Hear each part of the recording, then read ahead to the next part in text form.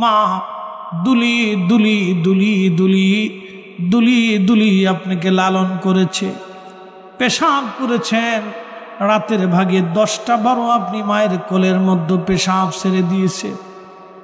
বন্ধু, পৃথিবীর অন্য কোনো মানুষ হইলে হয়তো আপনাকে লাথি মেরে ফেলে দিত। একজন ব্যক্তি, তিনি মা, 10টা বার পেশাব করার বড় মা আপনাকে লাথি মেরে ফেলে দেয় নাই, বিছনা থেকে জুদা করে দেয় নাই। 10টা বারই আপনাকে পরিষ্কার করে মা আবার আপনাকে কোলের মধ্যে নিয়ে চুমা লাগাইছে। রব্বায়ানি সগীরা, রব্বায়ানি সগীরা। পায়খানা করে দিয়েছেন, পৃথিবীর সবার নাকের মধ্যে কাপড় চলে গেল, মায়ের নাকের মধ্যে কাপড় যায় নাই। আপনার পায়খানাগুলি নিজ হাতে মা পরিষ্কার করে দিয়ে আপনাকে আবার ধৌত করে মা বুকের মধ্যে চুমা লাগায়া কোলের মধ্যে আপনাকে দুলিয়ে দুলিয়ে মা আবার ঘুম পাড়ায় দিয়েছে। রব্বায়ানি সগীরা, ছোট্টকালে আপনাকে যেইভাবে লালন পালন করেছে, আপনি কাঁধে করে পিঠে করে বাবার কাঁধে করে ঘুরে বেরিয়েছেন। আহা, সন্তানের সুখের জন্য একটা বাবা প্রচণ্ড এই শীতের মধ্যে সকালবেলা ঠান্ডার মধ্যে মাঠে চলে গেছে, ধান লাগাইছে, ধান কেটেছে, ফসল বনেছে। প্রচণ্ড বর্ষার ভিতরে বাবা পানির মধ্যে বর্ষাকে উপেক্ষা করে রুটি রুজি করে আনছে। সন্তানের অসুখ হয়েছে, বাবা রক্ত বিক্রি করে হলো ওষুধ কিনে আনার জন্য বাবা পাগল পাড়া হয়ে গেছে। আল্লাহ কোরআনে ডাক দিয়ে বলেন, হাবিব উম্মতকে বলে দেন তারা যেন দোয়ার মধ্যে সেইভাবে দোয়া করে, রব্বায়ানি সগীরা। ছোট্টকালে যেইভাবে বাবা মা আপনাকে লালন পালন করেছে, ওইভাবে তুমি জান্নাতে লালন পালন করো। বন্ধুরে, নাটোরবাসী খুব মনোযোগ দিয়ে কথাগুলি শুনবেন। মাঝে মধ্যে ডিসকভারি চ্যানেলগুলি আমি দেখি, বলে হুজুর আপনি কি টেলিভিশন দেখেন? হা, আমি দেখি জিওগ্রাফি, পশু পাখিগুলি দেখি মাঝে মধ্যে মহিষের দলকে বাঘে তারা করেছে ধরার জন্য। সব মহিষ জীবন রক্ষার জন্য পালিয়ে চলে গেল, কিন্তু বাচ্চাটা পালাইতে পারে নাই। সব মহিষ পালাইলো, মা মহিষটা পালাই নাই। বাচ্চাটাকে বাঁচানোর জন্য মা মহিষ বাঘের সাথে মারামারি করে নিজের জীবনটাকেও বাঘের মুখে বিপন্ন করে দিল। সবাই পালিয়ে গেল, মা পালায় যায় নাই। মা মহিষটা প্রমাণ করে দিল, সন্তান রে, সবাই পালায় গেলেও আমি মা পালায় যাই নাই, সময় চলে গেলেও আমি মা পালায় যাই নাই। আমি মা তোরে বাঁচানোর জন্য ছুটে এসেছি, বাঘের কোলে নিজের জীবনকে বিপন্ন করেছি। ইনি মা মা রব্বায়ানি সগীরা।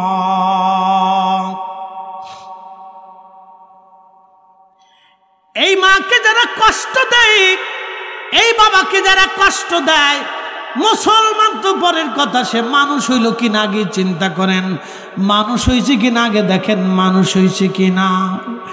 মানুষ হইয়া ভবেতে আসিয়া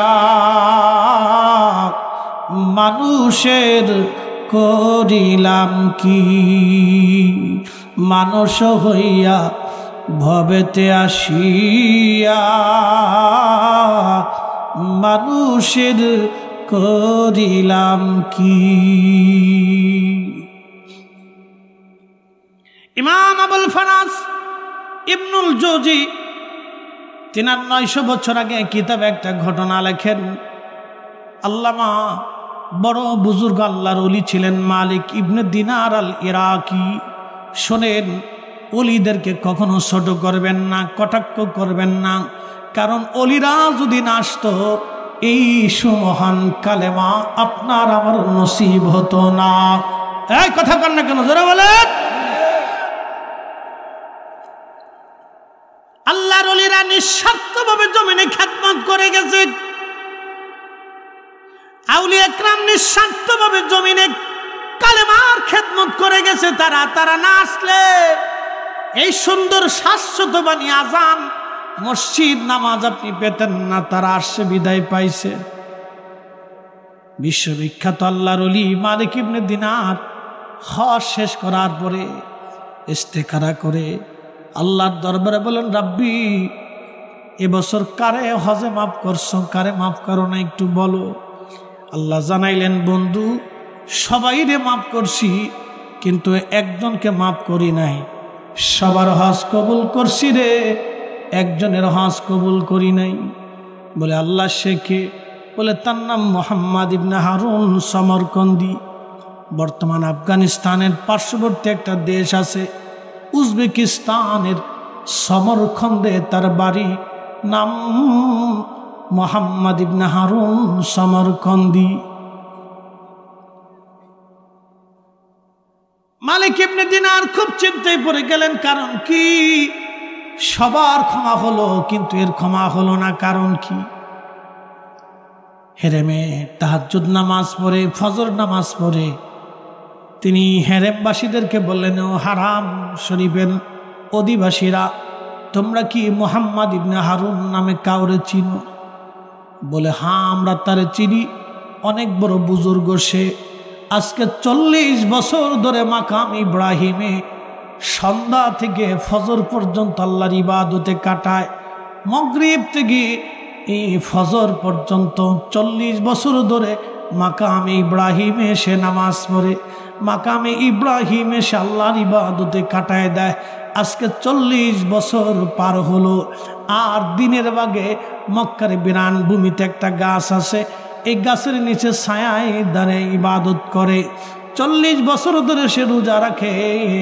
এই আল্লাহর হারাম দিন ব্যতীত কখনো সে রোজা ছেড়ে দেয় না। সে অনেক বড় বুজুর্গ। মালিক ইবনে দিনার আরো চিন্তায় পড়ে গেলেন, 40 বছর ধরে মাকাম ইব্রাহিমে নামাজ পড়ে, সেই লোকের ক্ষমা হলো না, তাহলে এই লোকটার সাথে দেখা করার দরকার। সিংড়ার মুসলমান ভালো করে শুনে যাবেন, আমরা যাহা আছি তাহাই যথেষ্ট। শত শত মুর্দাদের মাটির উপরে তাহার চাইতে অধিক ভালো। যদিও কোমরে আমার পীর মুর্শিদ বলতেন, বাবা হাজার হাজার মুর্দাদের মাটির উপরে থাকলে 4 পয়সা মূল্য নাই, দিল জিন্দা করে কবরে গেলেই চলবে। আরে কারামত আলীর জন পড়ি দিল জিন্দা করে গেছেন বিদা, এখনো তার সিলসিলা আছে। আবু বকর সিদ্দিক ফুরফুরাবি দিল জিন্দা করে গেছে বিদা, এখনো সিলসিলা আছে। শাহ সুফি ফতে আলী রসুলনামা দিল জিন্দা করে গেছে বিদা, এখনো তার তরিকা পৃথিবীতে আছে। মুজাদ্দিদ আল ফেসানি দিল জিন্দা করে গেছে বিদা, এখনো মাসলাক পৃথিবীতে আছে। শাহজালাল ইয়ামানি মুজাররিদি দিল জিন্দা করে কবরে গেছে বিদা, এখনো মুসলমান তার কথা মনে করে। আল্লাহর ওলিরা দিল জিন্দা করে কবরে গেছে বিদা, কোটি কোটি মানুষ তাদের জন্য এখনো দোয়া করে। কথা বলে ঠিক না বেটে?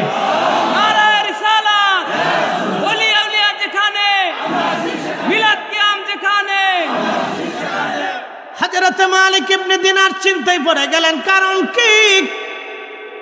40 বছর ধরে দোয়া কবুল হয় না, হজ হয় না, কেন রে? আল্লাহ তারে মাফ করে না। খুঁজতে খুঁজতে যায় দেখি হেরেমের মক্কার বিরান ভূমিতে গাছের নিচে আল্লাহর বান্দা দাঁড়ানো, ধীরে ধীরে নামাজ পড়ে, তার ডান হাতটা কাটা। আল্লামা ইমাম আবুল ফারাজ ইবনুল জৌজি ওনার কিতাব উইনুল হাকাতের মধ্যে তিনি লিখতেছেন, মালিক ইবনে দিনার আলী রাকি আস্তে করে যায় তাকে সালাম দিয়ে চুপচাপ বসে গেলেন। লোকটা ধীর স্থিরভাবে নামাজ শেষ করার পরে সালাম ফিরাইয়া সালামের জবাব দিয়ে বলেন, আল্লাহর বান্দা কি পরিচয়? এই গুনাহগারের কাছে কেন আসছেন? বলে আপনার নাম কি? মোহাম্মদ ইবনে হারুন সমরকন্দি। বলে হ্যাঁ আমার নাম সমরকন্দি। বলে আপনার পরিচয় কি? বলে আমি হাকাত আমি মালিক ইবনে দিনার আল ইরাকি আল বসরি।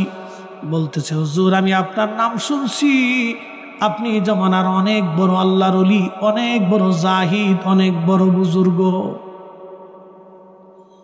মালিক ইবনে দিনার ডাক দেখে, আল্লাহর বান্দারে তোমার একটা দুঃখের সংবাদ দেওয়ার জন্য আসছি।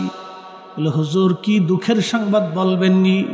বলে আল্লাহর বান্দা আমি হজ শেষ করার পরে ইস্তিখারা মুরাকাবা মুশাহাদা করে দোয়া করে আমি রবের দরবারে আরজি জানাইলাম, কার হজ হলো কার হজ হলো না। আল্লাহ আমারে জানাইছে সবার হজ হইছে, কিন্তু তোমার হজ আল্লাহ কবুল করে নাই, তোমারে আল্লাহ মাফ করে নাই। সামারকন্দের চোখের পানি ছেড়ে দিয়ে বলল, মালিক ইবনে দিনার, শুধু আপনি না গো, আজকে 40 বছরে 40 জন আল্লাহর ওলি হজ শেষ করার পরে আমাকে সংবাদ দিয়ে যায় সবার মাফ হয়, কিন্তু আমার মাফ হয় না। সবার গুনাহ ক্ষমা হয়, কিন্তু আমার গুনাহ ক্ষমা হয় না। সবার হজ কবুল হয়, কিন্তু আমার হজ কবুল হয় না। বললে, বলো কি 40 বছর ধরে তোমার ক্ষমা হয় না, কারণ কি? হুজুর, আমার জীবনের একটা ভুল আমাকে পর্যন্ত নিয়ে আসছে। বলে, ভুলটা কি বলবানি? সামরকন্দি বলল, হুজুর, আমি সামরকন্দের অনেক বড় ধনী ছিলাম, 7,000 স্বর্ণ মুদ্রা আমার জমা ছিল। এবার বুঝেন, বর্তমানে 7,000 কোটি টাকা হবে। 7,000 স্বর্ণ মুদ্রা আমার কাছে জমা ছিল। হুজুর, অনেক বড় ধনী ব্যবসায়ী ছিলাম আমি। দাসীবাদী 12 জন দাসী ছিল আমার নিজের। হুজুর, আমি মদপায়ী ছিলাম, নেশা করছিলাম। আমি রাত্রিবেলা নেশা করে শাবানের 29 তারিখ দিন যায় রাত শেষ রজনীতে আমি নেশা করে বাড়ি আসছি। রাত্রিবেলা মা উনুনে চুলার পাশে বসে বসে মা রান্না করতেছিল। আমি মাতলামি করে করে যখন ঘরে ফিরি, মা আমার হাতটা ধরে বললেন, বেটারে, শাবানের শেষ রাত, মাহে রমজান আসতেছে। কত ছেলেরা রমজানের জন্য প্রস্তুতি নেয়, তুই কিনা আমার একটা মাত্র সন্তান, মদপান করে ঘরে ফিরে আসিস। কত মানুষ মরে যায়, তুই কি মরতে পারিস না? জুর, মা যখন এই কথা বলছে, শয়তান আমাকে পেয়ে বসছে। নেশায় আক্রান্ত হয়ে আমি রাগান্বিত হয়ে মাকে ঘুষি মারতে লাগলাম, থাপ্পড় মারতে লাগলাম, মাকে পিটাইতে লাগলাম। বৃদ্ধ মা আমার আমাকে আরো বকাঝকা শুরু করলেন। হুজুর, আমি আরো রাগ করে মাকে জাপটে ধরে নিয়ে আমি মারে ওই উনুনে চুলার ভিতরে আগুনের মধ্যে মাকে ফেলে দিলাম। জুর, আমি যখন মাকে আগুনের মধ্যে ফেলে দিয়েছি, আমার স্ত্রী আমাকে ধরে নিয়ে ঘরের মধ্যে নিয়ে দরজা মেরে দিল। হুজুর, সারা রাত্র আমি নেশায় আক্রান্ত হয়ে অজ্ঞান হয়ে পড়েছিলাম। সকালবেলা হুঁশ ফেরার পরে দরজা খুলতে গেছি, দেখি আমার দরজা বাহির থেকে বন্ধ করা। ডাক দিলাম, বিবেক, দরজা বাহিরে বন্ধ কেন? স্ত্রী কর্কশ ভাষায় ডাক দে বলল, স্বামী, তোমার মতো নাফরমানের সঙ্গে আমি সংসার করব না। তোমার মতো নাফরমানের সাথে সংসার করার চাইতে তালাক নিয়ে চলে যায়, একাকী থাকা ভালো। আমি বললাম, কারণ কি রে বিবি, কি হয়েছে বলো? স্ত্রী ডাক দে বলল, কালকে রাত্রি নেশাগ্রস্ত অবস্থায় তুমি তোমার মারে আগুনের মধ্যে পুরায় মারছো, তোমার সাথে আমার আর কোনো সম্পর্ক নাই। হুজুর, আমি পাগল পাড়া হয়ে গেলাম। দরজা খুলে বাহির এসে উনুনে চুলাতে এসে দেখি মা আগুনের মধ্যে পুড়ে কালা হয়ে কয়লার মতো হয়ে গেছে। আমি কাঁদতে লাগলাম, আয় হায়, করলাম কি? আমার জীবনের সর্বনাশ হয়ে গেছে। হুজুর, মায়ের দাফন কাফন করলাম, কি সর্বনাশ আমি জীবনে করছি। স্ত্রী থেকে তালাক নিলাম, তালাক দিলাম, বিবি জুদা হয়ে চলে গেল। 7,000 স্বর্ণ মুদ্রা আমি আল্লাহ রাস্তায় দান করে দিলাম, যদি রব্বুল আলামিন আমারে মাফ করে দেয়। হুজুর, ক্ষমার আশায় আমি আমার দাসীবাদী আজাদ করে দিলাম। ক্ষমার আশায় সমস্ত সম্পদগুলি আল্লাহ রাস্তায় দান করলাম, যদি আল্লাহ মাফ করে দেয়। হুজুর, ক্ষমার আশায় যেই হাত দিয়ে আমি আমার মায়েরে মারছিলাম, ওই হাতটা আমি বাম হাত দিয়ে কোরাল দিয়ে কুবিয়ে কুবিয়ে নিজের হাত নিজে কেটে ফেলেছি, যদি রব্বুল আলামিন আমারে মাফ করে দেয়। হুজুর, ক্ষমার আশায় তারপর মন মানে না। সুদূর সমরকন্দ থেকে রওনা দিয়ে হেরেম এসে 40টা বছর ধরে মাকাম ইব্রাহিমে কাঁদি, 40 বছরেও আমার ক্ষমা হয় নাই। 40 বছর ধরে কাঁদি, 40 বছরেও ক্ষমা হয় নাই। হুজুর করব কি আমি? উপায় কি আমার? উপায় কি? উপায় কি? উপায় কি আমার? ওয়াকাদা রব্বুকা আল্লা তা'বুদু ইল্লা ইয়াহু ওয়া বিল ওয়ালিদাইনি ইহসানা।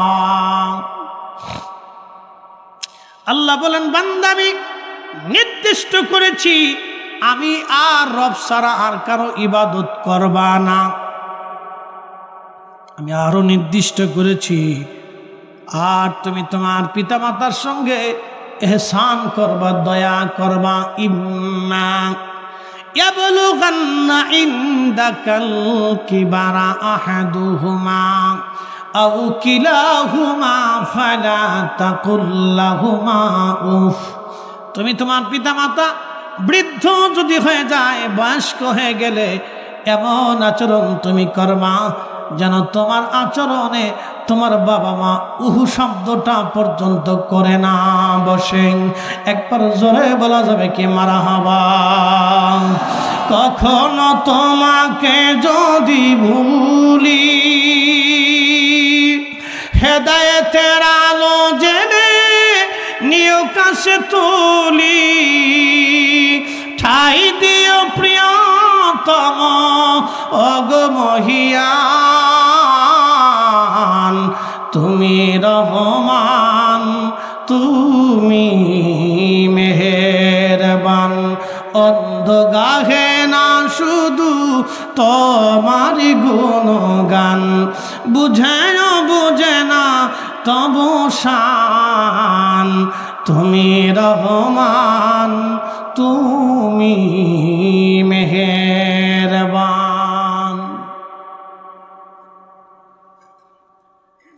বলে হুজুর ক্ষমা কেমনে পাবো? মালিক ইবনে দিনার কেঁদে দিয়ে বলেন, আল্লাহর বান্দা, দুনিয়াতে আগুন লাগে, আগুন থেকে পালাচ্ছ, কে তোমাকে মাফ করবে বলো? এত বড় অপরাধের কি ক্ষমা হয়নি? এই কথা বলে মালিক ইবনে দিনার চলে গেলেন। ইমাম আবুল ফারাজ ইবনুল জৌজি লিখতেছেন, তখনই সমরকন্দি আল্লাহর দরবারে হাত বাড়ায় বলেন, রাব্বি আল্লাহ, হে বিপদ অবসরণকারী, মুসিবত দূর করনেওয়ালা, তুমি ছাড়া আমার তো আর কোনো রব নাই। আমার এমন ভিখারি বানাইছো, তোমার দরজা ছাড়া আর হাত তোলার মতো কোনো দরজা আর অবশিষ্ট নাই। আল্লাহ, তোমার দরজা থেকে যদি অধমকে তাড়ায় দাও, এই নাফরমান কোন দরজায় হাত বাড়াবে গো আল্লাহ? আল্লাহ, শুনছি তুমি ক্ষমা করতে ভালোবাসো। রব্বুল আলামিন, একটা ভুলের জন্য আমি 40টা বছর ধরে মাপ চাইতেছি। আল্লাহ, 40 বছরের ইবাদত নিয়ে তোমার দরবারে হাত বাড়াইছি। আল্লাহ, তোমার বান্দারে মাহরুম করো না। বিনয়ে বিনয়ে বিনয়ে বিনয়ে সে হাত তুলে তুলে কাঁদতেছিল। মালিক ইবনে দিনার বলেন, রাত্রিবেলা মক্কার হেরেমে মুসাফির খানায় ঘুমাই, স্বপ্নের ঘরে দেখি রাহমাতুল লিল আলামিন আমার নবীজি স্বপ্নে আমার কাছে তশরিফ এনেছে। সুবহানাল্লাহ। আর জোরে বলেন আল্লাহু আকবার। বলেন ইয়া রাসূলুল্লাহ। নবী আসতে পারেনি, আসেনি, আসছেনি, আসবেনি, এটাই সত্য। আমার চোখ নাই তাই দেখি না। অন্ধ সূর্য দেখে না, সূর্যের দোষ না, অন্ধের চোখের দোষ। যারা নবী দেখে না তার চোখের দোষ, ইমানের দোষ, একিনের দোষ, আমলের দোষ। আমরার বুজুর্গের দোষ না।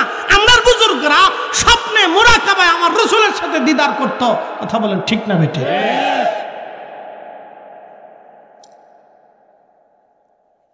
আহা, খুব মনোযোগ দিয়ে সহিহ বুখারীতে কিতাবুর রিজ্জাতে নবী বলেছেন, মান রাআনি ফিল মানামি ফাকাদ রাআল হক। যে নবীকে স্বপ্ন দেখেছে ঠিক সত্য নবীকেই দেখছে, রাসূলই আসছে, স্বপ্নে নবী আসে, ছবি আসে না, নবী আসে, ছবি আসে না, নবী নিজের স্বপ্নে দেখা দিয়ে যায়। একসাথে বলবেন আল্লাহু আকবার।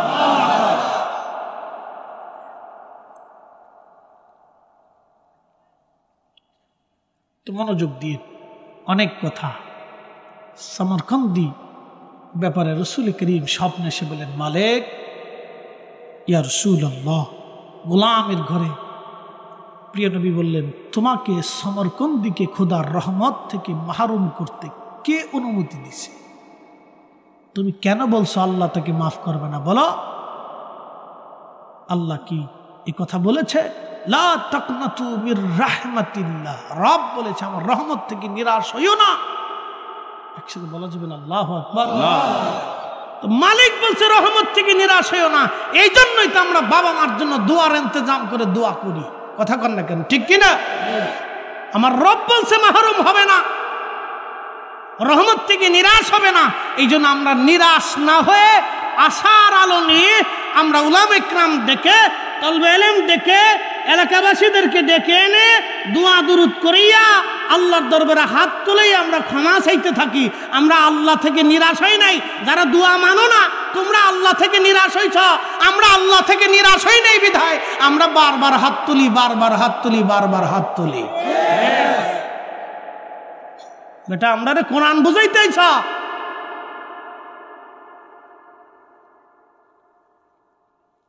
নাফরমানে দেশ ভুলি গেছে, আজারে বাজারে যে কত বের হয়েছে আল্লাহ জানে। নাটোরের মুসলমান মনোযোগ দিয়ে শুনিয়া যাবেন।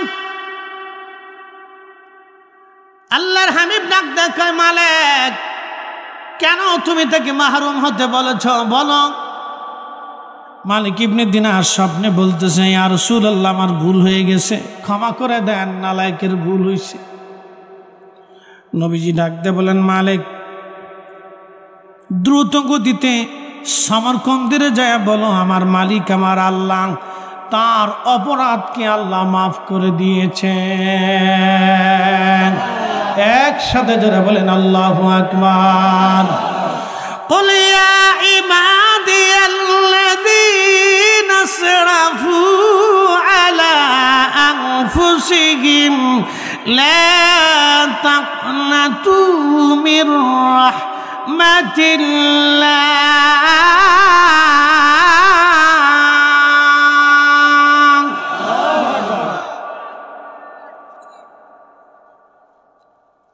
হে বান্দারা, নফসের সাথে যত জুলুম করো, কবিরা গুনাহ করো, অধিক পরিমাণে আকাশ চুম্বি গুনাহ তুমি করে ফেলছো, ভয় নাই, চিন্তার কারণ নাই।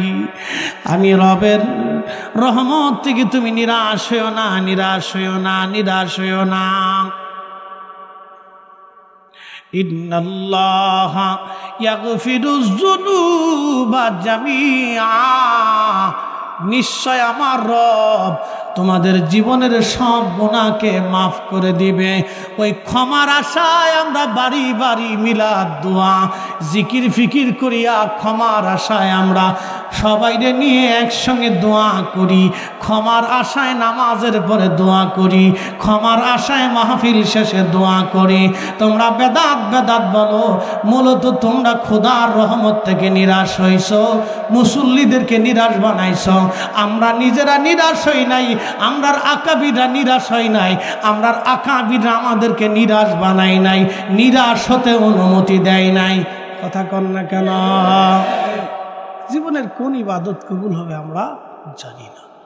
সহিহ বুখারীতে আসছে, এক পতিতা নারী টাকার বিনিময়ে দেহ ব্যবসা করত। আপনি একটু বুঝেন তো, যেই মেয়েটা অর্থের বিনিময়ে নিজের দেহকে পুরুষের কাছে লেলিয়ে দেয়, পৃথিবীর নিকৃষ্ট নারী সে, নিকৃষ্ট মানুষও সে। যে পুরুষ টাকা দিয়ে অন্যের নারীর দেহ ভোগ করে, এটা নিকৃষ্ট। আর যে নারী টাকার বিনিময়ে নিজের দেহকে পুরুষের কাছে বিলিয়ে দেয়, ওটাও নিকৃষ্ট। ওর ভিতরে বাহিরে সব পচা। কথা ঠিক কিনা? ওর ভিতরে বাহিরে সব পচা, গন্ধ, দুর্গন্ধ। কিন্তু এমন পচা নারী কুকুরকে পানি পান করানোর জন্য সহিহ বুখারীতে নবী বললেন, আল্লাহর দয়া লেগে গেল, এই পতিতা নারীর জীবনের গুনাহকে আল্লাহ মাফ করে দিল কুত্তারে পানি পান করানোর জন্য। আসতে হয়ে গেল না? জোরে বলবেন। আরে কুত্তাকে পানি খাওয়ানোর জন্য যদি আল্লাহ পতিতার গুনাহ মাফ করতে পারে, তা আমরা মিলাদের দাওয়াত দিয়ে এই তাবারুকের ইন্তজাম করে মানুষকে খাওয়াইয়া, তাহলে আমাদের গুনাহ কেন মাফ হবে না? কি কথা কন না কেন? খালি বেদাত বেদাত কে চিনলে ওর বেদাতের গোষ্ঠী কিলাই। কি কথা কন না কেন? ফতোয়ার গোষ্ঠী কিলাই বেটা।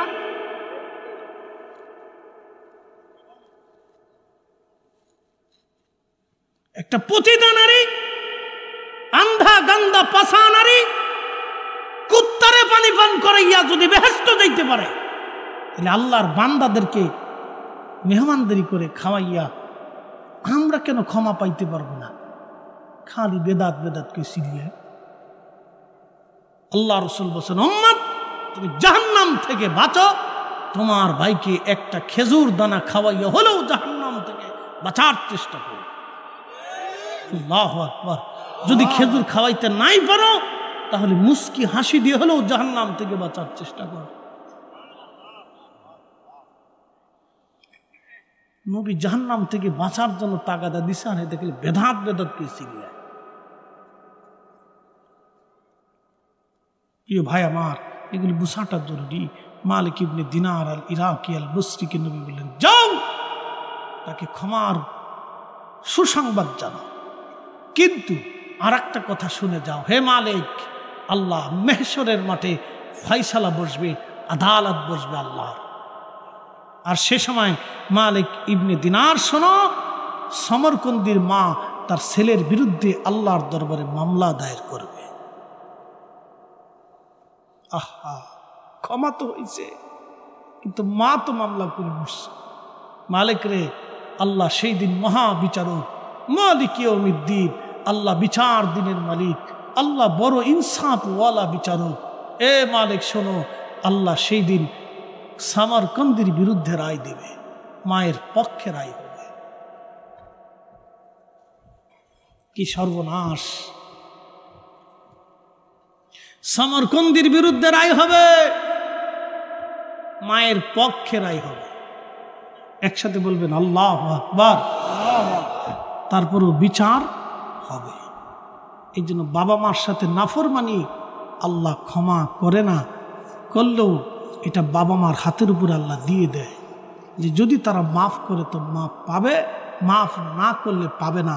এই জন্য রসুল বলতেন, উম্মত তোমার জন্য একটা রুখসত আছে, সুযোগ আছে, যদি বাবা মার সাথে বিয়াদবি করেই বসো, তাহলে তুমি তার জন্য অধিক পরিমাণে দোয়া করো। যদি বেশি বেশি দোয়া করতে পারো, তোমার পক্ষ থেকে মায়ের কবরে সওয়াব পাঠাইতে পারো, বেশি বেশি দোয়া করতে পারো, তাহলে কিয়ামতের ময়দানে আল্লাহ দয়া করে তোমাকে তোমার বাবা মার খেদমত করনে বলা সন্তান হিসেবে আল্লাহ কবুল করে নেবে। এই জন্য দোয়া, দোয়া কি জোরে বলেন, কি দোয়া, একসাথে বলেন কি দোয়া, দোয়া, দোয়া করবেন।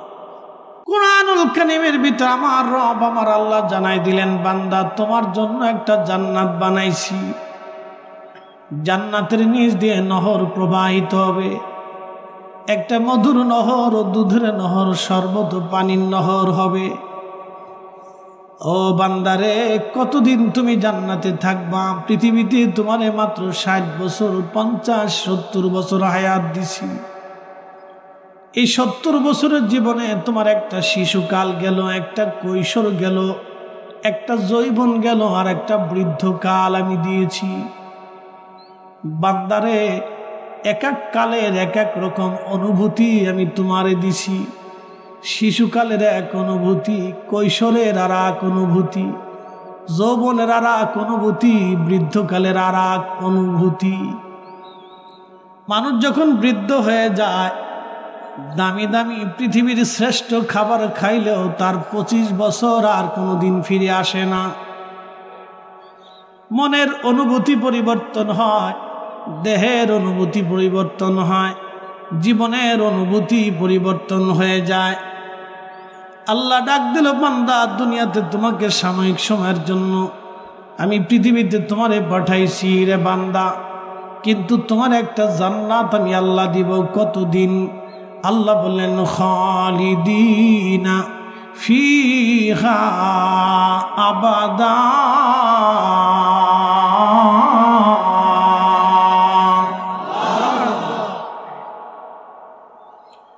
এমন একটা জান্নাত তোমারে দেব রে বান্দা, যে জান্নাত শুরু হবে তোমার জীবনে আর কোনো দিন শেষ হবে না রে বান্দা।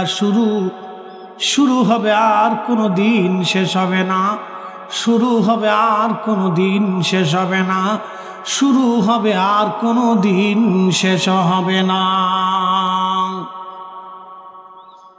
এমন জান্নাত শুরু হবে আর কোনো দিন শেষ হবে না, শুরু হবে কোনো দিন আর শেষ হবে না। বন্ধু, খুবই মনোযোগের সাথে কথাগুলি শুনবেন। এখন শীতকাল আমাদের মাঝে আসলো, শীত আমার আল্লাহ পাক দিলেন। শীতের সাথে আল্লাহ কুয়াশা দিলেন, আল্লাহ কুয়াশা দিলেন শীতের সাথে। দিনের ভাগে আল্লাহ রোদ দিলেন, মিষ্টি মিষ্টি রোদ লাগে। আপনি জানেন রোদটা তো মিষ্টি লাগার কথা না, কিন্তু কেন মিষ্টি মিষ্টি লাগে? আল্লাহ সূর্যটাকে কোটি কোটি বছর ধরে জ্বালিয়ে রাখছেন। পৃথিবীতে যেই তাপমাত্রা দেখেন, এই বছর আমি হজে ছিলাম, 45 থেকে 50 ডিগ্রি সেলসিয়াস তাপমাত্রায়, প্রচণ্ড গরমে আমার চোখের সামনে একজন মিশরি হাজি আরাফাতের ময়দানে, প্রচণ্ড গরম সহ্য করতে না পেরে হিট স্ট্রোকে মারা গেল।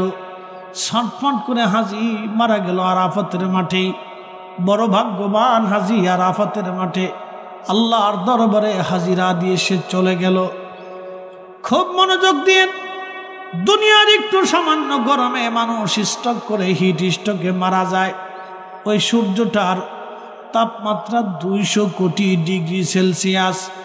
আমার সামনে যে লোহাটা দেখতেছেন, এটা মাত্র 12 থেকে 13,000 ডিগ্রি সেলসিয়াস তাপমাত্রায় একটা লোহা গলে পানির মতো নরম হয়ে যায়। আর সূর্যের গতি, সূর্যের তাপমাত্রা 200 কোটি ডিগ্রি সেলসিয়াস। এই সূর্যটাকে আমার রব প্রত্যেক দিন জ্বালায় রাখে। পৃথিবীতে যেমন বাতাস আছে, পৃথিবীতে গাছ আছে, পৃথিবীতে পানি আছে, পৃথিবীতে মানুষ আছে, 4 লক্ষ প্রজাতির জীব এবং জীবন পৃথিবীতে আছে।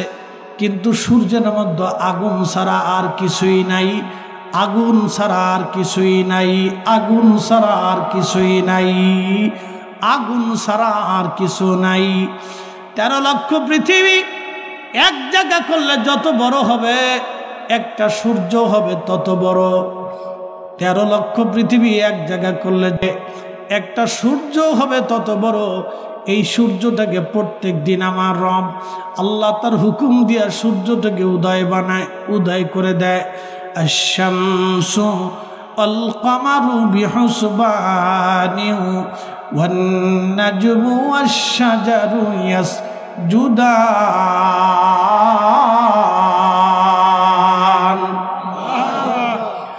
কখনো তোমাকে যদি ভুলি, হেদায়েতের আলো জেলে নিও কাছে তুলি, ঠাই দিও প্রিয়তম, ঠাই দিও প্রিয়তম ওগো মহিয়ান। তুমি রহমান, তুমি মেহেরবান। অন্ধ গাহে না শুধু তোমার গুণগান, অন্ধ গাহে না শুধু তোমার গুণগান। বুঝেও বুঝে না তবু শান, তুমি রহমান, তুমি মেহেরবান। বুঝতে কি কোনো অসুবিধা? 13 লক্ষ পৃথিবীর সমান একটা সূর্যকে আমার আল্লাহ প্রত্যেক দিন জ্বালায় রাখে। কোটি কোটি বছর ধরে আল্লাহ জ্বালাইলো। সকাল থেকে সন্ধ্যা পর্যন্ত আল্লাহ আলো দিল। শীতের দিনের আলোটাকে আল্লাহ মিষ্টি বানায় দিল। ও বন্ধু খুব মনোযোগ দিবেন। আমার রব যদি সূর্য না উঠাইতেন, পৃথিবীর কি এমন কোনো শক্তি আছে সূর্যটাকে উঠাই দিবে? এত বছর ধরে আল্লাহ সূর্যের আলো দিলেন, একটা দিনের জন্য আল্লাহ আপনার কাছে বিল চাই নাই। আল্লাহ একটা বিল চাইল, লা ইন শাকারতুম লা আযীদান্নাকুম ওয়া লা ইন কাফারতুম ইন্না আযাবি লাশাদীদ। আল্লাহ বিল চাইছে, বান্দা শুকর আদায় করবা, কুফর করবা না। যদি কুফর করো, না শুকরিয়া করো রে বান্দা, এমন কঠিন শাস্তি তোমাকে দেব, ভয়াবহ শাস্তি হবে। আপনাদের বাড়িতে কুত্তা আছে, খাবার যদি দেন, আদর যদি করেন, দেখবেন ওই কুকুর এই শীতের মধ্যে মনে হয় কুত্তার কি মাসে কোনো বেতন টেতন আছে? কোনো শর্ত কি আছে যে আপনি সকালবেলা রুটি দিবেন, একটা ডিম ভাজি এবং সবজি দিবেন, দুপুরবেলা মুরগার গোশত দিয়ে খাবার দিবেন, রাত্রিবেলা গরুর গোশত ফ্রাই করে রান্না বান্না করে এরপরে আপনি তুন্দুল রুটি দিয়ে তারে খাওয়াবেন, আর মাস গেলে তারে 10,000 টাকা বেতন দিবেন, আর কম্বল দিবেন, এসি রুম দিবেন। এমন কোনো শর্ত কুত্তার নাই, কিন্তু তারপরও কুত্তা পচা গলা খাই আপনার বাড়ি পাহারা দেয়। আপনি যখন ঘুমান, কুকুর আপনার উঠানে ঠান্ডা মাটির মধ্যে শুয়ে কাঁপতে থাকে, থরথর করে, আর সারা রাত আপনার ঘর পাহারা দিতে থাকে। সামান্য পরিমাণ খাইয়া কুত্তা বেঈমানি করলো না, আর আপনি 60টা বছর আল্লাহর খাবার খাওয়ার পরেও আল্লাহর সাথে নাফরমানি করে দিছেন। আপনি এখনো মুসলমান হতে পারি নাই। কথা কন না কেন? সিংড়াবাসী মনোযোগ দিবেন, নাটোরবাসী, আমার রব আপনার কাছে টাকা করি, অর্থ করি কিছুই চাই নাই, জমি জমা চাই নাই। আমার রব চাইল আপনার অন্তর থেকে আল্লাহর আনুগত্য। আসলামতু লিরাব্বিল আলামিন।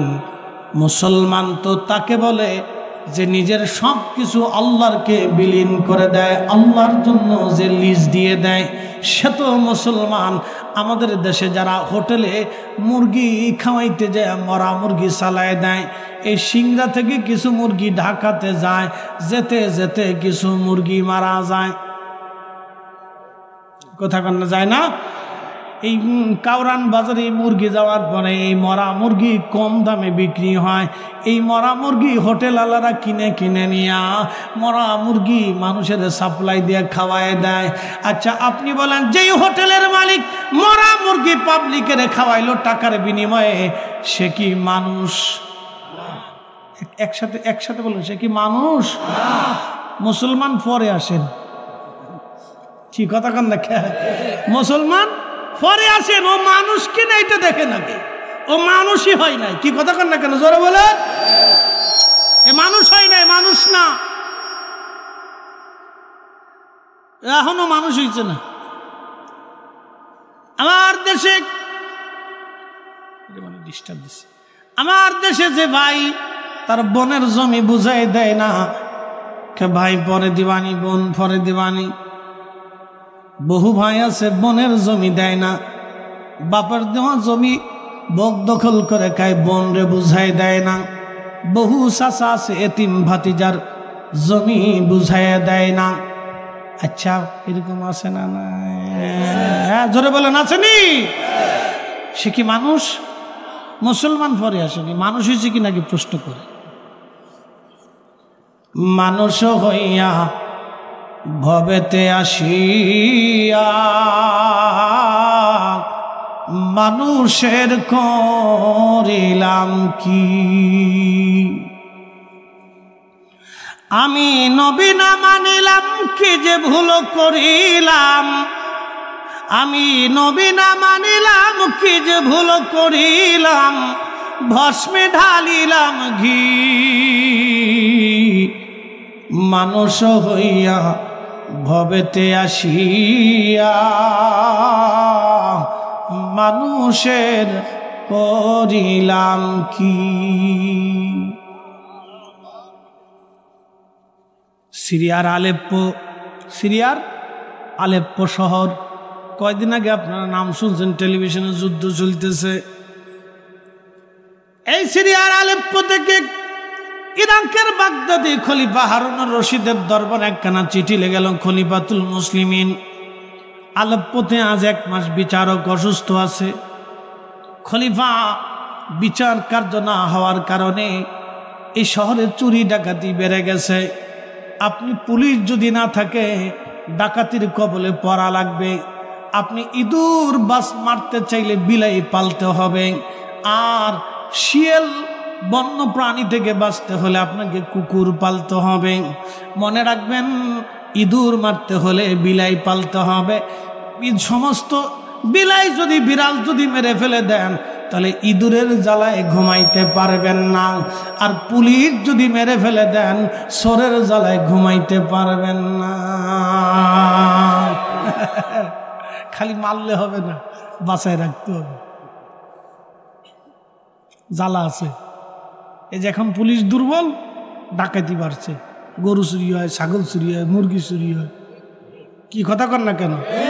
পুলিশ দুর্বল, চুরি বাড়ছে। এই জন্য রাষ্ট্রের জন্য সবাইরই প্রয়োজন। এই জন্য আল্লাহ বিলাই বানাই দিচ্ছে, ইঁদুর থামাই রাখবে। আপনি সব বিলাই মেরে ফেলে দেন গ্রামে, আপনি ইঁদুরের জ্বালা ঘুমাইতে পারবেন না। এই সব আল্লাহর ইচ্ছা। একসাথে বলবেন আল্লাহু আকবার। কার ইচ্ছা? আল্লাহর ইচ্ছা। সবাইকে প্রয়োজন। কাকে প্রয়োজন? সবাইকে প্রয়োজন। পৃথিবীটাকে আল্লাহ সবাইকে দিয়ে সাজাইছে। আপনি যদি মনে করেন যে দেশে হিন্দু থাকবে না, তা চলবে না। হিন্দু থাকতে হবে। হিন্দু যদি না থাকে তাহলে আপনি কেমনে বুঝবেন যে এখনো মানুষ পাথরের সামনে সেজদা দেয়? কি কথা কন না কেন? আপনি বুঝতেন না তো যে মানুষ এখনো ল্যাংটা, সাধু ল্যাংটা, হেতে বলে ল্যাংটা বলে সাধু হয়, সাধু বলে ল্যাংটা, আর ল্যাংটা বলে সাধু হয়। ল্যাংটা কোনোদিন সাধু হইতে পারে না, সাধু কোনোদিন ল্যাংটা হইতে পারে না। সারা বছর কাপড় চোপড় পরে না, মেশিনপত্র বাদ করে বসে থাকে, মানুষ যে হেতার সামনে সেজদায় পড়ে থাকে। আপনি জানতেনই না যে ল্যাংটার সামনে মানুষ সেজদায় পড়ে থাকে। এই জন্য সবাইকে দিয়ে দুনিয়া। কি কথা কর না কেন? আল্লাহ ইচ্ছা করলে সব খ্রিস্টান মুসলমান বানাইতে পারে না, তো বানাইলো না কেন? আল্লাহ বললেন আমি ইচ্ছা করলে সবাইকে ঈমানওয়ালা বানাইতে পারতাম, কিন্তু বানাইনি, আমি পরীক্ষা করতেছি। আল্লাহ ইচ্ছা করলে এই এলাকার সব মানুষকে ঘর থেকে এনে মাহফিলে বসাইতে পারতেন। কি কথা কর না কেন? পারতেন না? তা আপনি বসে রয়েছেন, 8-10 জন চলে গেল কেন? পরীক্ষা। কি কথা কর না কেন? কি পরীক্ষা? জোরে বলেন, কি পরীক্ষা? আল্লাহ বানাইলেন কত জাতি,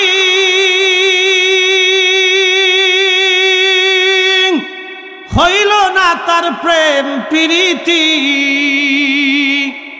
অবশেষে মানুষ বানাই প্রেমের কারণে, প্রেমের ডুরি বান্ধরে মদিনার শনে।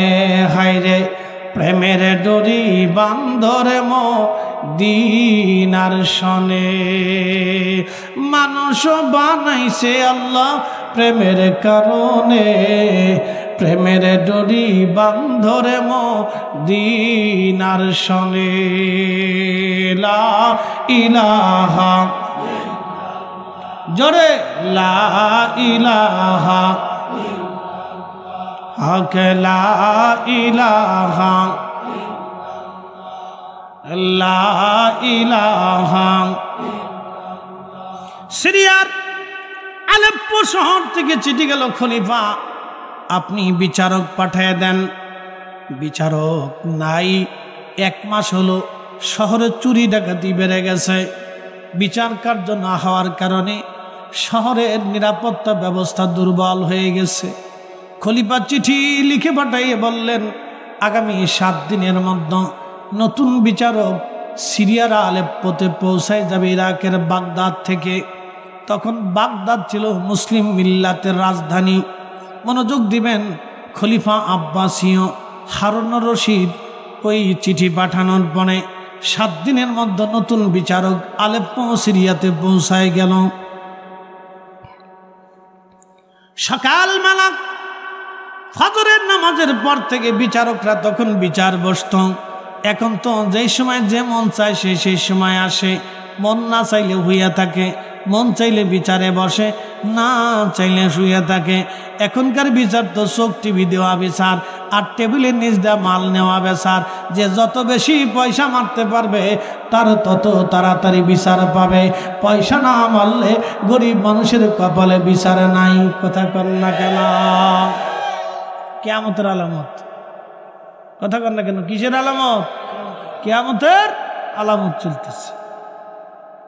যারা দুনিয়াতে অন্যায় বিচার করবে মাহশরের মাঠে তাদের সাথে হামান, কারুন, ফেরাউন, নমরুদের সাথে হাসর হবে। আর যারা দুনিয়াতে ন্যায় বিচার করবে মাহশরের মাঠে হযরত ওমরের সাথে তাদের হাসর হয়ে যাবে। একসাথে বলবেন আল্লাহু আকবার। আমাদের দেশে সুখ টিভিতে বিচার করে, আবার মানকে চিপে যায়, আপনারা বসেন আমরা আসতেছি।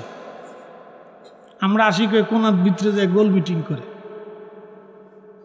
হ্যাঁ প্রভাবশালী লোক, হ্যাঁ তার চাচায় অমুক, বাতিজা তমুক, এই এসপি সাহেব ফোন দিছে, ওই ডিসি ফোন দিছে, ওই এমপি ফোন দিছে, ও অমুকে ফোন দিছিল, তার একটু সারখার করে সিস্টেম করে দিয়ে দেন। আরেকজনের মেয়ে দর্শন করছে, অসুবিধা নেই, 5 লাখ টাকা দিয়ে দেন। তার ইজ্জতের দাম 5 লাখ টাকা। কুকুর কোথাকার, জানোয়ার কোথাকার, এরা মানুষের চাইতে নিকৃষ্ট, কুকুরের চাইতে নিকৃষ্ট। কিয়ামতের ময়দানে আল্লাহর আদালতে প্রত্যেকটা বিচারককে আল্লাহর আদালতে তো দাঁড়াইতেই হবে। ওই দিন ওর 14 গোষ্ঠীও আল্লাহর আদালত থেকে নিষ্কৃতি দিতে পারবে না। কথা কর না কেন? আমার দেশে এরকম বহু অন্যায় বিচার হয়।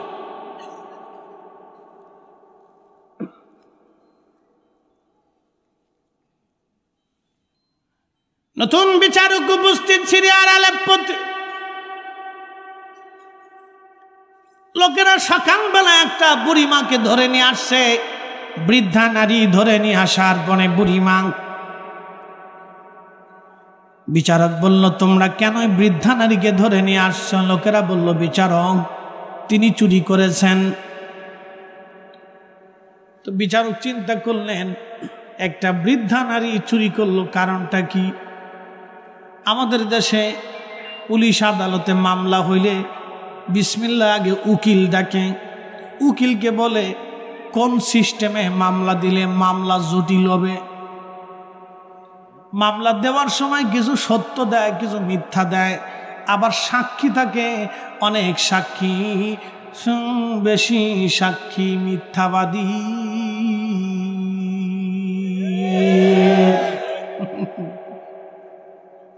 বিসমিল্লাহ শয়তানি। এই জন্য দারোগা কায় মাল নিয়ে আসো, উকিলে কায় মাল আনো, বিচারকে কায় মাল আনো।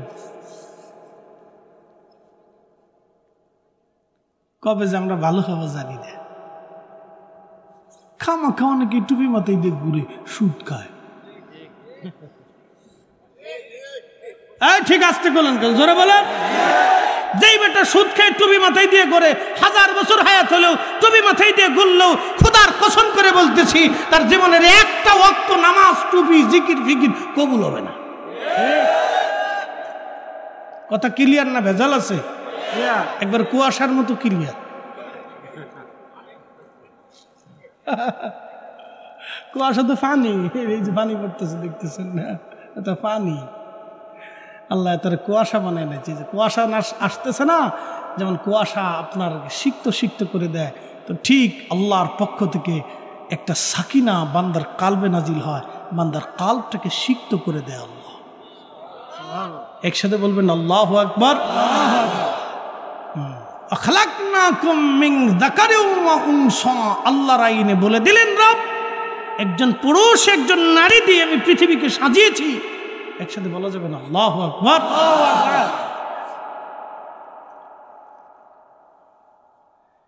সিনিয়র আলেপ্পোতে নতুন বিচারক জিজ্ঞেস করলেন বুড়িমা চুরি করলা কারণ কি? বুড়িমা ডাক দিয়ে বললেন বিচারক চুরি করেছে আমি। হ্যাঁ সত্য। তুমি কেন চুরি করলো? বুড়িমা বলো। বৃদ্ধকালে বুড়ি কেঁদে দিয়ে বলল বিচারক আমার ঘরের মধ্যে 3টা এতিম নাতি সন্তান আছে। আমার ছেলের বউ 2 জন মারা গিয়েছে। 3টা এতিম নাতি বাচ্চা আমার ফ্যামিলিতে। আমি বৃদ্ধা নারী।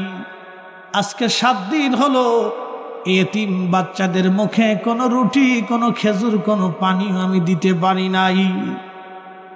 ক্ষুধার যন্ত্রণায় আমি বাচ্চাদের মুখের দিকে তাকাইতে না পেরে রুটির দোকানে রুটি চুরি করতে আমি বাধ্য হয়েছি। বিচারক, আমি চোর।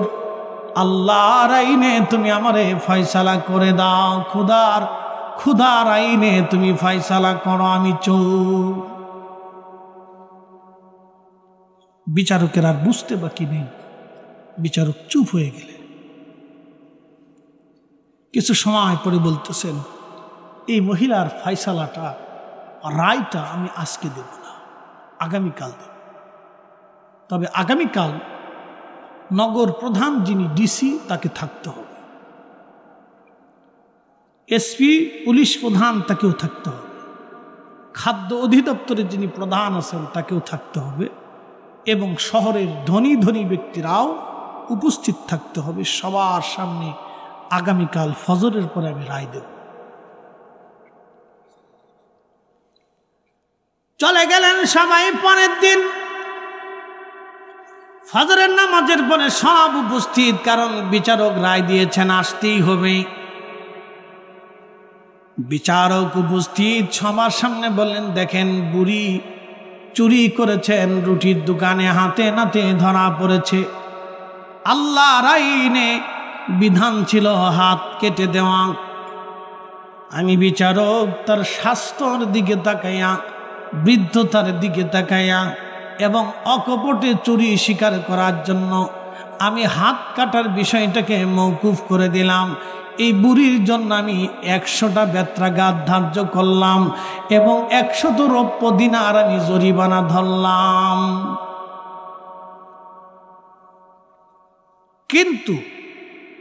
কিন্তু বলে বিচারক তার আসন থেকে নেমে বললেন, শোনেন, এই বুড়ি চুরি করে নাই, তাকে এই রাষ্ট্র চুরি করতে বাধ্য করছে। কথা কর না কেন, জোরে বলেন।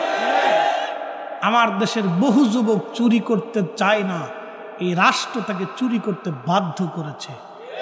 এদেশে কেউ হাজার হাজার কোটি টাকার মালিক হয়ে যায়, কেউ মাসে 10,000 টাকাও রুজি করতে পারে না, বেকার ঘুরে বেড়ায়।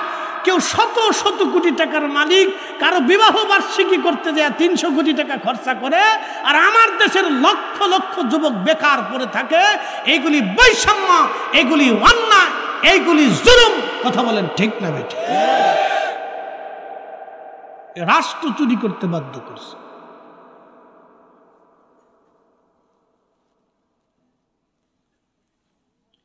বিচারক ডাক দিয়ে বললেন, এই রাষ্ট্র তাকে চুরি করতে বাধ্য করেছে, কারণ বুড়ি এতিম 3টা সন্তান লালন পালন করে। আজকে 7 দিন তার ঘরের মধ্যে খাবার নাই। এই খেলাফতের দায়িত্ব ছিল এই বুড়ির বাড়ি খাবার পৌঁছানো, কিন্তু খলিফা হারুন রশিদ ব্যর্থ হয়েছে। অতএব খলিফার জন্য আমি 20টা বেতের বাড়ি নির্ধারণ করলাম। খলিফার হাতের মধ্যে 20টা বেতের বাড়ি মারতে হবে, কারণ খলিফা হারুন রশিদ কেন এই বুড়ির বাড়ি খাবার পৌঁছাই নাই। যদি বুড়ির বাড়ি খাবার পৌঁছাইতো তাহলে আজকে বুড়ি চুরি করত না। কথা কর না কেন? বুঝে যান। দেখেন সেদিনের রাষ্ট্র ব্যবস্থা কত সুন্দর ছিল, সেদিন মুসলমান কত চমৎকার মুসলমান ছিল। এখন তো খালি আউলা জাউলা, খালি আউলা জাউলা। তেলের গাড়ি তেলে চলে,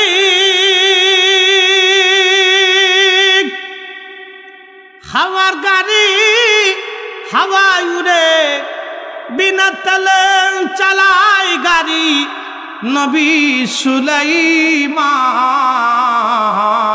আমরা সেই মুসলমান, আমরা সেই মুসলমান, ঠিক কিনা? এবার বিচারক বললেন, খলিফা যেহেতু আমি তার প্রতিনিধি, আমি বিচারক, আমার হাতের মধ্যে 20টা বেতের বাড়ি মারো। বিচারক হাত পেতে দিলেন, 20টা বেতের বাড়ি মারা হলো।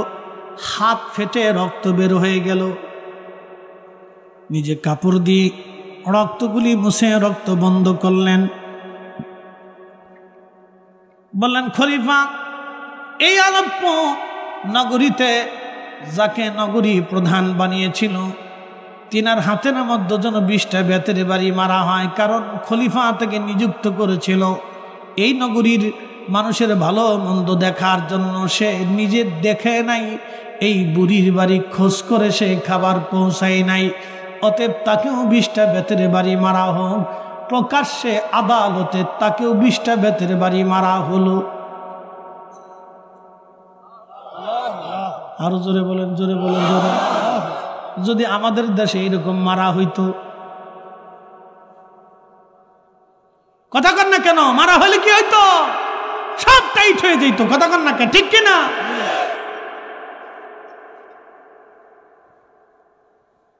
এই আমাদের দেশের কৃষক ডিসি অফিসে গেলে কোনো মূল্যায়ন করে? 4 পয়সা মূল্য দেয়, কিন্তু এই কৃষক দেশের সর্বশ্রেষ্ঠ সন্তান আমি মনে করি। এই বেটা ধান না লাগালেও ডিসির কপালে ভাত জুটত না। এই বেটা মরিচ খেতে কাজ না করলে মরিচ জুটত না। এই বেটা সারা দিন রাত পরিশ্রম করে নিজের সৌন্দর্য চেহারাকে পুড়িয়ে ঘামকে, মাথার ঘামকে পায়ে ফেলে দিয়ে তারপরে পরিশ্রম করে এই ফসলগুলি শহরে পাঠায়। অথচ এই কৃষক DC office, SP office, TN office, সরকারি অফিস, সচিবালয় কোথাও গেলে তার 4 পয়সা মূল্য দেন, একটা চেয়ারও দেয় না। এটা অফিসে গেলে মানুষই মনে করে না। অথচ বড় বড় সুদখোর, ঘুষখোর, চোর, সিটার, বাটপার সব তাদেরকে সার সার সার সার করে অফিসে একবারে জান শেষ করে ফেলাইতেছে। কি কথা কন না কেন? যারা বলে উচিত কথার দেশে ভাত নাই, সত্য কথা তিতা।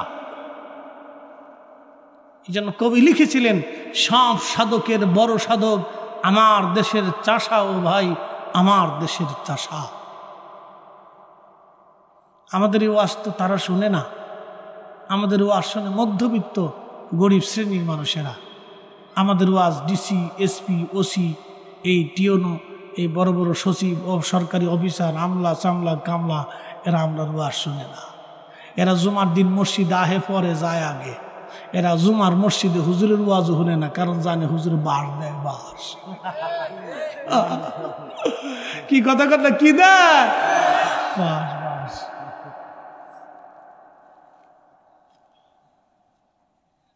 বুঝতে অসুবিধা লাগে? কিছু সময় বসা যাবে না ইনশাল্লাহ? বাবা মার জন্য দোয়া করে যাওয়া যাবে তো? বলেন না ইনশাল্লাহ, বলেন ইনশাল্লাহ। নারে তাকবীর, নারে রিসালাত। মাশাআল্লাহ। বসে কথা শুনে যান, জীবনে কাজে লাগবে। একদিন আমরা কার কাছে ফিরে যাব? আল্লাহর কাছে ফিরে যাব। প্রিয় উপস্থিতি, মনোযোগ দিয়ে শুনিয়া যান।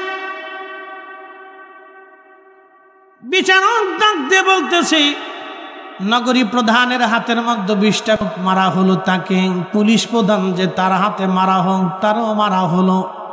খাদ্য অধিদপ্তরের যিনি প্রধান, যিনি খাবার পৌঁছাবে গরিব মানুষের কাছে, বৃদ্ধ ভাতা, বয়স্ক ভাতা, অন্ধ ভাতা, এই ভাতাগুলি আজকে তো ইউরোপরা নতুন চালু করেছে।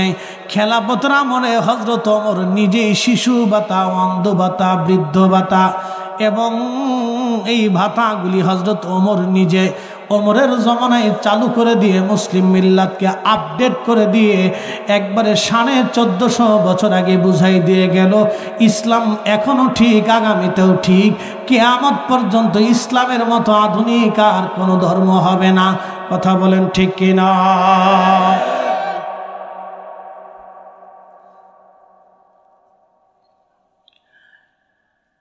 সিংড়াবাসী, নাটোরবাসী শুনিয়া যাবেন। বিচারক এবারে ডাক দিয়ে বললেন, শহরের যারা ধনী ব্যক্তি আছে তাদের হাতের মধ্যে সমান তালে মেরে দাও, কারণ তারা যদি গরিব মানুষের বাণী খোঁজ নিয়ে রাত্রিবেলা খাবার খেত তাহলে এই বুড়িমার চুরি করা লাগতো না, তার এতিম নাতি বাচ্চারা না খেয়ে থাকতো না। তার প্রতিবেশী ধনী ব্যক্তিদের হাতের মধ্যে সমান তালে শটাং শটাং করে একবারে বেতের বাড়ি সমান তালে মেরে দাও।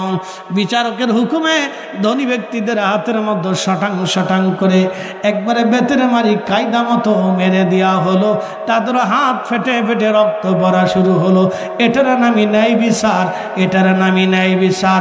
এরাই কিয়ামতের ময়দানে হযরত ওমরের পিছে পিছে তাদের হাসর নাসর হয়ে যাবে, আর আল্লাহ তাদেরকে আরশে মুআল্লার নিচে জায়গা করে দেবে।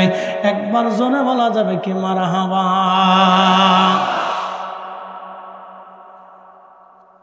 হাসরের ময়দানে আরশে মুআল্লার নিচে আপনাদের থাকার ইচ্ছা আছে? তাহলে কয়টা কাজ করা লাগবে বলে দিয়ে যাচ্ছি। 1 নম্বরে ন্যায় বিচার। 1 নম্বরে কি? জোরে বলেন, 1 নম্বরে কি? ন্যায় বিচার। নিজের ছেলেও যদি অন্যায় করে তো ন্যায় বিচার করে দিবে, শটাং শটাং ন্যায় বিচার করে দিবে, কোনো বাকি চুকি নেই। নিজের মেয়েও যদি অন্যায় করে তো ন্যায় বিচার করে দিবেন। ছেলের বেলায় স্বজনপ্রীতি দেখাবেন না, নিজের সন্তান আত্মীয়ের বেলায় স্বজনপ্রীতি দেখাবেন না। কারণ মেহশরের মাঠে আল্লাহ আপনাকে জবাবদিহিতার আওতায় যখন নিয়ে আসবে, সন্তান ছেলে মেয়ে আপনার 4 পয়সাও কাজে লাগবে না। আপনাকে বুঝতে হবে আল্লাহর আদালত সেই দিন দাঁড়ায় যাবে। মালিক ইয়াউমিদ্দিন, আল্লাহ হবেন সেই দিন বিচার দিনের মালিক। নাটোরবাসী মনোযোগ দিয়ে শুনে যাবেন। এবার বিচারক ডাক দিয়ে বলতেছে, এই মহিলার জন্য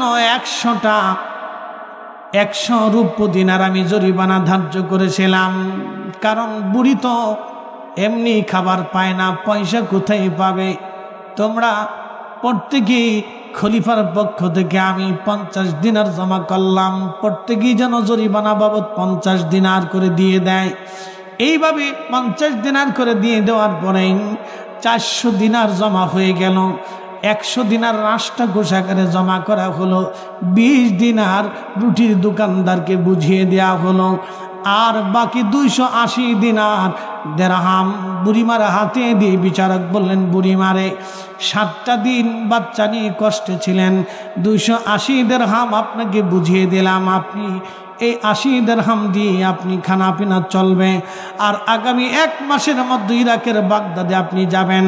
রাজ দরবারের সামনে, সবার সামনে খলিফাতুল মুসলিমিন হারুন রশিদ আপনার কাছে ক্ষমা চাইতে বাধ্য। চিৎকার মেরে জোরে বলেন না মারহাবা। তেলের গাড়ি তেলে চলে, হাওয়ার গাড়ি হাওয়ায় উড়ে, বিনা তেলে চালাই গাড়ি নবী সুলাইমান। আমরা সেই মুসলমান, আমরা সেই মুসলমান। কথা বলেন ঠিক কিনা? আমার দেশের কিছু আলেমদের বিষয় নিয়ে আমার কাছে বড় খারাপ লাগে। আল্লাহ দুনিয়াতে আলেমদেরকে পাঠিয়েছে ন্যায় বিচার প্রতিষ্ঠিত করার জন্যে, চুরি ডাকাতি রাহাজানি খুন খারাপি বন্ধ করার জন্যে, সুদ ঘুষ অন্যায় জুলুম বন্ধ করার জন্যে আল্লাহ দুনিয়াতে আলেমদেরকে দুনিয়াতে পাঠাইলো। সে আলেমরা এই কাজ না করিয়ে আলেম দুয়া বন্ধ করে, মিলাদ বন্ধ করে, দুরুদ বন্ধ করে। কি কথা কন না কেন? এটা কাজ করবে একটা করে আর একটা। কথা খারাপ কইছি ভাই? আল্লাহ দেশে আলেমদেরকে পাঠিয়েছে চুরি ডাকাতি রাহাজানি খুন খারাপি অন্যায় জেনা অকাম কুকাম আদাম্যা বাদাম্যা কি বলে জুলুম অন্যায় রক্তচোষা এগুলি বন্ধ করার জন্যে, আল্লাহ আলেমদেরকে দোয়া বন্ধ করার জন্যে, নবীর দুরূদ সালাম বন্ধ করার জন্যে, এই তালিম তরবিয়ত জিকির ফিকির মাহফিল বন্ধ করার জন্যে, এইগুলির জন্য আল্লাহ আলেমদেরকে পাঠায় নাই। কথা কোন না কেন ঠিক কিনা? এগুলির জন্য আলেমদেরকে পাঠায়নি। অনেক দল আছে এটা বন্ধ করো, বেদাত। বিরাট মাথার ভিতরে দুজনের বেদাত।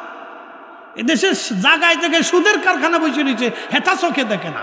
প্রতি তালায় বসে রয়েছে, হেতা চোখে দেখে না। উনি খালি মিলাদ পড়লেই ওনার শরীরের ভিতরে ঠাডা পড়ে গেছে, ওনার শরীরে জ্বালা ধরে যায়। তখন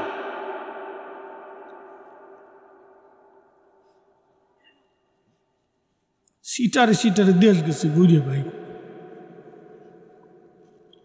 কষ্ট হচ্ছে আপনাদের? কিছু শোনার দরকার আছে না? আছেন তো ইনশাল্লাহ? চলুক না 2-3-4 ঘন্টা যদ্দূর শোনা। আচ্ছা রাত পোহাই যাক, অসুবিধা আছেন না ফজর পর্যন্ত ইনশাল্লাহ? বলেন ইনশাল্লাহ। থাকা লাগবে না, নেকি হয়ে গেছে। নেকি আপনি উঠে যান কে? মুরব্বী এটা কইলেও জ্বালা। আমরা একটা দেশ রে ভাই, কি দেশের দেশ! আমরা দেশের মানুষ যেইভাবে ফেসবুক ইউজ করে, আমার মনে দুনিয়াত কোনো দেশ এরকম করে না। একবার মুরব্বী কইল না, কুইতে দিল না মুইতে দিল, হেতাও ফেসবুকের ভিতরে ঢুয়ে বাপরে বাপ। বাংলাদেশ কারে কয় ওরে পাবলিক এত সময় কেমনে আল্লাহ জানে। খুব মনোযোগ দিয়ে বাবাজি কিছু কথা আমাদের শোনার দরকার। সারা রাত থাকা লাগবে না, আল্লাহ আপনার নামে নেকি লিখে দিছে, কারণ আপনি আখিরি নবীর উম্মত। বাঁচতে হয়ে গেছে, জোরে বলেন আল্লাহু আকবার। শরফুল মাকিন ওয়া শরফুল মাকান, শরফুল মাকানে ওয়া শরফুল মাকিন। কিছু জায়গার কারণে মানুষের দাম বাড়ে, কিছু মানুষের কারণে জায়গার দাম বাড়ে। মদিনার কারণে নবীর দাম বাড়ে নাই গো, নবীর কারণে মদিনার দাম বাড়ছে।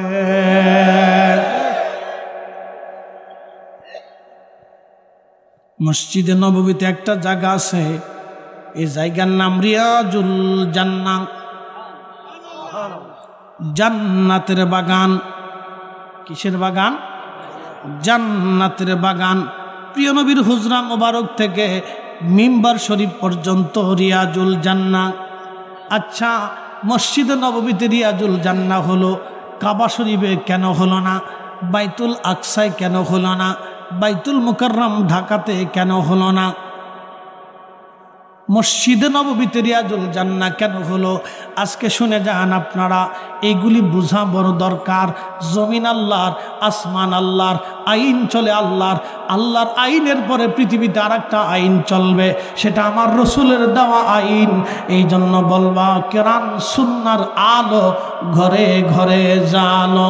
শুধু কোরআনের আলো দিয়ে পৃথিবী চলে না, কোরআন সুন্নাহর আলো। আল্লাহ রসুল বললেন, ও আমার উম্মতেরা, তোমরা আল্লাহর কিতাব এবং আমি নবীর সুন্নাহ যদি মেনে চলো, তাহলে কোনোদিন তোমরা গোমরাহ হবে না। আল্লাহ বলে দিলেন, ও আমার বান্দারা তোমরা শোনো, আতি আল্লাহ, আমি আল্লাহকে যেমনে মানবা, ওয়া আতি ওর রসুল, আমার রসুলকে অমনেই মানবা। আমার আল্লাহ, আমি আল্লাহকে যেমনে মানবা, আমার রসুলকে অমনেই মানবা। আমার নবী মানবা, নবী মানবা। কোরআনের অপর আয়াতে আল্লাহ বলে দিলেন, মাইয়ুতি আর রসুলা ফাকাদ আতা আল্লাহ।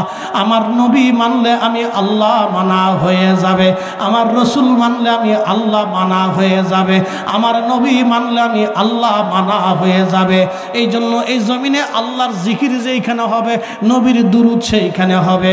এই জন্য আশহাদু আল্লাহর পরেই আশহাদু আন্না মুহাম্মাদুর রাসূলুল্লাহ আল্লাহ লিখে দিছে। আল্লাহর স্লোগান যেখানে, নবীর স্লোগান সেখানেই চলবে। নারে তাকবীর যেখানে চলবে, নারে রিসালাত সেখানেই চলবে। আল্লাহর জিকির যেইখানে, নবীর দুরূদ সেইখানে চলবে। এই জন্য আমি মনে করি ঘরে ঘরে নবীর, আল্লাহর কোরআন এবং নবীর মিলাদ চালু করা দরকার। কথা কন না কেন, ঠিক কিনা? এই জন্য ঘরে ঘরে কোরআন খতম ও মিলাদ চালু করার দরকার। সালাম করে অসুবিধা নাই, কোনো বেদাত নাই। যে বেদাত বলে ও বেদাতের ফতোয়ার গোষ্ঠী কিলাই, বেদাত নিয়ে ফুরিয়ে দিচ্ছে। দেশের কত নারী আজকে কোরআন থেকে বিচ্যুত হয়ে গেছে, কত যুবক আজকে কোরআন থেকে বিচ্যুত হয়ে গেছে। আপনি জানেন, এই কোরআনের আওয়াজের কারণে হযরত ওমর রাদিয়াল্লাহু আনহুর দিল পরিবর্তন হয়ে গেছে। কিসের আওয়াজে? কোরআনের আওয়াজে যদি হযরত ওমরের দিল পরিবর্তন হতে পারে, তাহলে এই কোরআনের আওয়াজে আমার দেশের যুবক যুবতীর দিল পরিবর্তন হতে পারে। এই জন্য ঘরে ঘরে কোরআন খতম দরকার। খালি বেদাত বেদাত কইছিলে বন্ধ করে দিয়ে লাভ হয়েছে কার? হ্যাঁ, কোন মুসলমানের লাভ হয় নাই। বন্ধ করে দিয়ে একমাত্র শয়তানের লাভ হয়েছে, মুসলমানের লাভ হয় নাই। কি কথা কন না কেন? শয়তানের লাভ হয়েছে, মুসলমানের লাভ হয় নাই।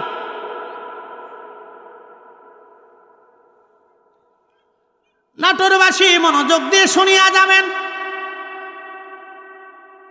আমার রাসূল ওই মসজিদে নববীতে হুজরা শরীফ থেকে মিম্বরে বারবার যাইতেন আসতেন বারবার আসা যাওয়ার কারণে আমার আল্লাহ ওই জায়গাটাকে বলে দিলেন, হুজুর আপনি বলে দেন এটা রিয়াজুল জান্নাহ, বেহেশতের বাগান। ওইখানে যদি নামাজ পড়েন তাহলে ভাববেন আপনি জান্নাতে নামাজ পড়েছেন, ওইখানে যদি দোয়া করেন তো ভাববেন আপনি জান্নাতে দোয়া করেছেন, ওইখানে যদি বসেন তো জানবেন আপনি বেহেশতের মধ্যে বসে আছেন। একবার জোরে বলা যাবে আল্লাহু আকবার। আচ্ছা বলেন ওই জায়গাটা রিয়াজুল জান্নাহ হলো কি আমাদের দোয়ায় না নবীর কারণে, রাসূলের কারণে? আপনি সারা রাত থাকা লাগবে না, কিন্তু নেকি হয়ে গেল আমাদের কারণে না রাসূলের কারণে। যদি আপনি মুসা আলাইহিস সালামের উম্মত হতেন তাহলে এই সুযোগ সুবিধা আপনি পাইতেন না। শুধু আল্লাহর নবীর উম্মত হওয়ার কারণে আল্লাহ আপনাকে সুযোগ দিয়ে দিলেন। প্রত্যেক জুমার নামাজে আপনারা নামাজ পড়ার জন্য যান। নাটোরবাসী যখন আপনি জুমাতে যাবেন, যাওয়ার সময় আপনি জুমার আজান হলো ইয়া আইয়ুহাল্লাযীনা আমানু ইযা নুদিয়া লিস-সালাতি মিন ইয়াউমিল জুমআহ। ইমানদার, যখন জুমার জন্য আহ্বান করা হয়, নামাজের জন্য ডাকা হয়, তখন তুমি আর বসে থাকবে না। ফাসাউ ইলা যিকিরিল্লাহি ওয়া যারুল বাই', বেচা বিক্রি ব্যবসা বাণিজ্য বন্ধ করে দাও, আমি আল্লাহর স্মরণের জন্য তুমি মসজিদে চলে আসো।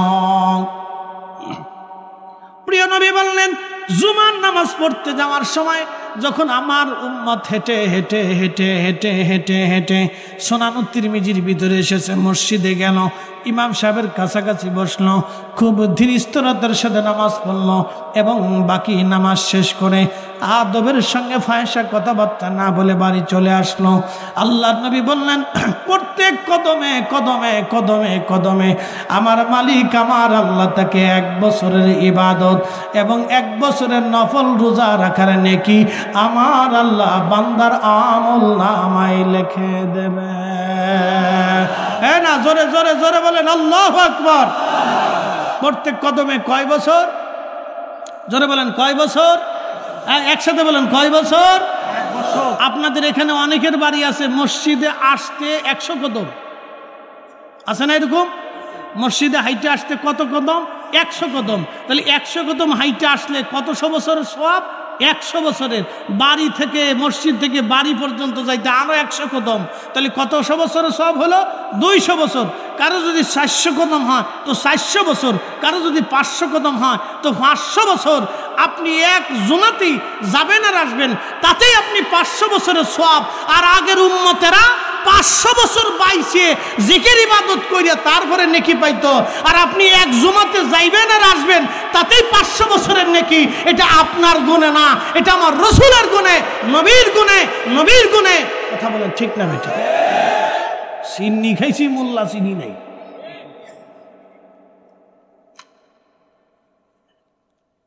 চিনি খাইছি, মোল্লা চিনি নাই। হ্যাঁ, তার তাজিম করতে গেলে অনেকে বেদাতের ফতোয়া মারেন। কেন মিয়া? তিনি তো মহা ইজ্জতওয়ালা। ইজ্জতওয়ালাকে ইজ্জত দিতে গেলে ইজ্জতের দলিল লাগে না, সে নিজেই হুজ্জত, নিজেই দলিল। আমার রাসূল তো নিজেই হুজ্জত, নিজেই তো দলিল। কি কথা কর না কেন?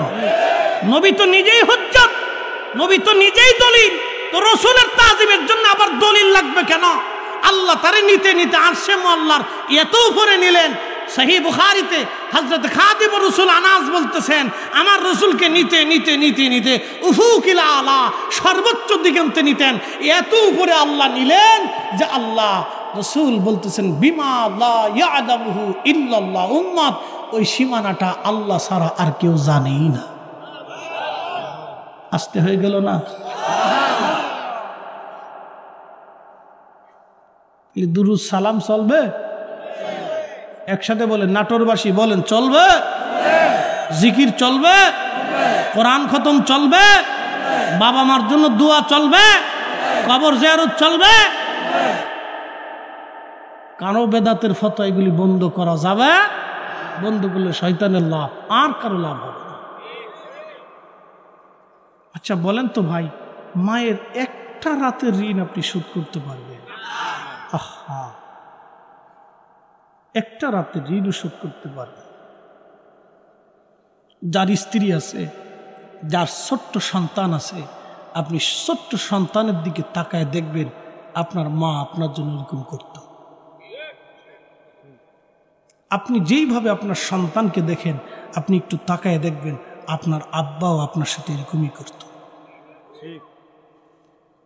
এই জন্য কোরআন আল্লাহ একটা দোয়া শিক্ষা দিলেন, আমার সাথে পড়েন, রব্বিরহামহুমা কামা রব্বায়ানি সগীরা। ওগো মা, তুমি এ ধরনের শ্রেষ্ঠ নিয়ামত, তোমারই পদতলে রয়েছে জান্নাত, তোমারই পদতলে রয়েছে জান্নাত। ওগো মা, তুমি এ ধরনের শ্রেষ্ঠ নিয়ামত, তোমারই পদতলে রয়েছে জান্নাত।